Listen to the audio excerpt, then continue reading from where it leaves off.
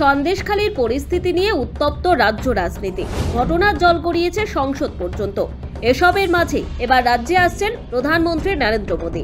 আগামী মাসে রাজ্যে আসছেন তিনি। এমনকি উত্তর 24 পরগনার বারাসাতে প্রধানমন্ত্রী জনসভা করবেন বলেও সূত্রের খবর। আগামী 7ই মার্চ বাংলায় আসবেন প্রধানমন্ত্রী নরেন্দ্র মোদী। বারাসাত থেকে বসিরহাটের সন্দেশখালীর দূরত্ব খুব বেশি নয়। যখন সন্দেশখালী নিয়ে উত্তপ্ত গোটা রাজ্য, সেই সময় প্রধানমন্ত্রী বারাসাতে জনসভা বিশেষ তাৎপর্যপূর্ণ হয়ে উঠবে বলে মনে করছে রাজনৈতিক মহল। এছাড়া সামনেই লোকসভা নির্বাচন।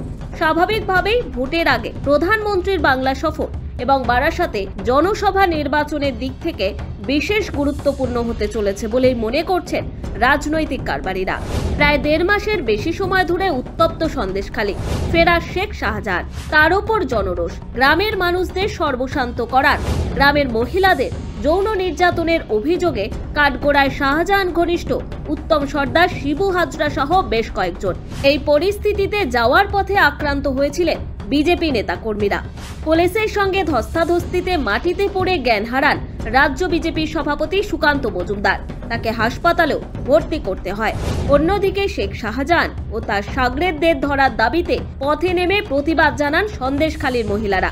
অবশেষে গত সপ্তাহে শাহজাহানের সাগরেদ উত্তম সর্দারকে গ্রেফতার করে পুলিশ। তারপর শনিবার সন্ধ্যায় তার আরেক সঙ্গী শিবু হাজরাও গ্রেফতার হন। এসবের মাঝেই খবর, মার্চে বাংলায় আসছেন নরেন্দ্র মোদী। সন্দেশখালীর পাশেই জনসভায় সামিল হবেন নমো। ব্যুরো রিপোর্ট, সময় কলকাতা।